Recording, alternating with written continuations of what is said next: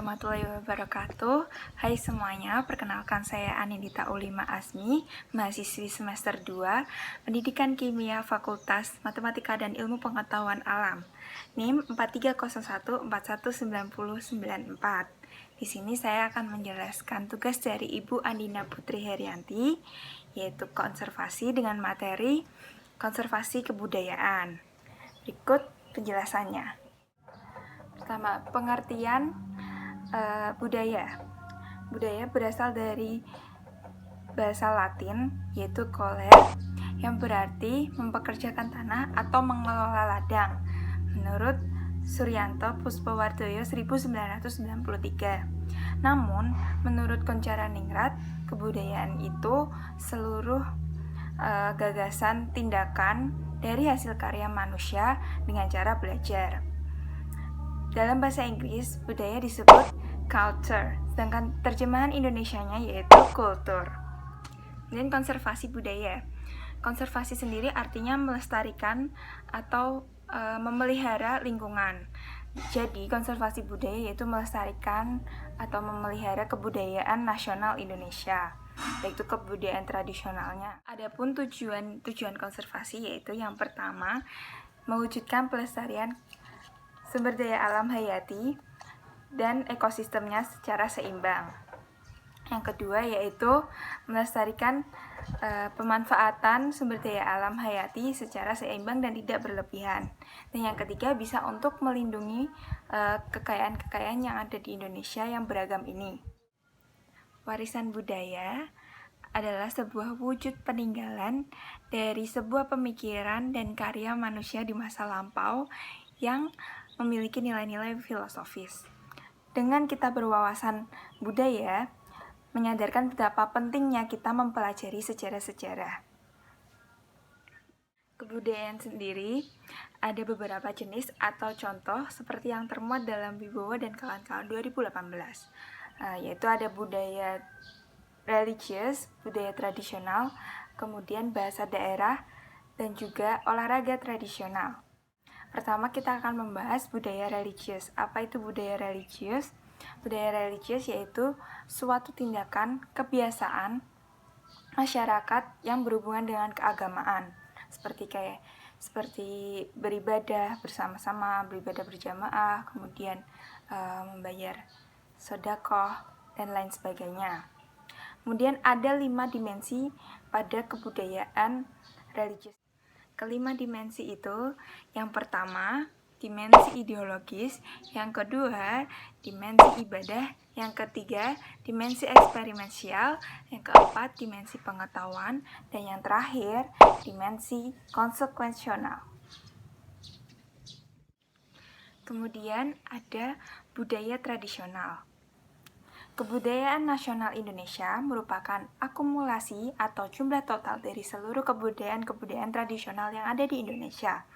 Dengan kita melestarikan dan mengembangkan kebudayaan tradisional yang ada di Indonesia, otomatis kita juga melestarikan kebudayaan nasional Indonesia. Dalam kehidupan sehari-hari, terdapat budaya tradisional yang dapat kita lestarikan, seperti misalnya gotong royong, musyawarah mufakat, kemudian ada budaya-budaya yang dapat dilakukan di daerah Jawa ini seperti nyadran yang dilakukan saat bulan puasa menjelang hari raya, kemudian ada wiwitan yaitu sejenis selamatan untuk sebelum menjelang panen padi yang biasa dilakukan di daerah-daerah Jawa, kemudian yaitu ada menonton wayang dan lain sebagainya.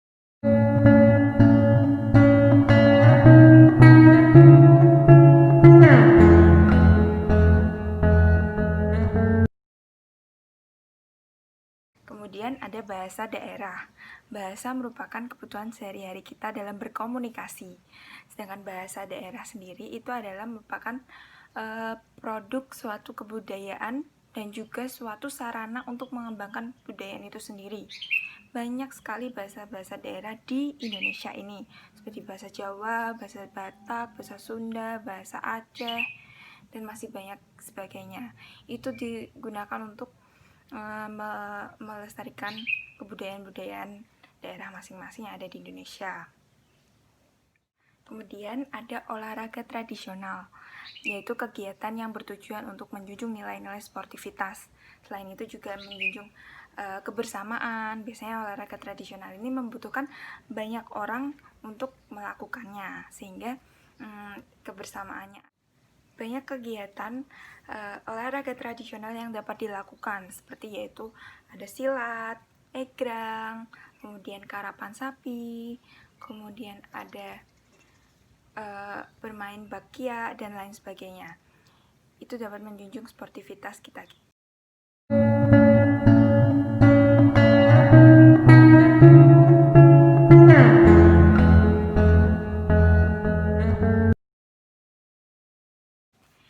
Implementasi kebudayaan atau konservasi budayaan. Di zaman yang berkembang ini tentunya kebudayaan kita semakin terkikis oleh kemodernan yang terjadi. Oleh karena itu tidak jarang beberapa orang yang masih peduli melakukan gerakan-gerakan kecil yang bisa membuat budaya ini lestari kembali dan bangkit kembali. Seperti yang ada di kota Solo, Jawa Tengah, sejumlah orang yang masih peduli dengan budayaan melakukan gerakan, yaitu gerakan expo dan workshop untuk kebudayaan-budayaan Jawa, seperti gamelan, wayang, kemudian ada senjata tradisional keris, dan juga batik. Di tiap-tiap expo memamerkan seperti gamelan, memamerkan alat-alat musik gamelan ini kepada sejumlah pengunjung yang datang dengan memainkan beberapa musik khas Jawa dengan gamelan. Kemudian dengan batik memamerkan proses pembuatan batik, kemudian hasil-hasil batik yang bagus-bagus dipamerkan kepada pengunjung yang datang. Kemudian ada senjata keris, yaitu memamerkan beberapa senjata keris peninggalan kerajaan Jawa ya, dan juga memamerkan pembuatan keris tersebut. Kemudian ada pewayangan. Pewayangan ini dilakukan dengan cara kontes pementasan wayang yang dilakukan pada malam hari untuk menarik minat pengunjung yang datang. Workshop dan expo ini dilakukan di halaman Pura Mangkunegaran, Solo. Dan workshop ini berbasis internasional. Jadi kita bisa melestarikan kebudayaan-budayaan tradisional dan juga bisa mengenalkan kebudayaan nasional di kancah internasional.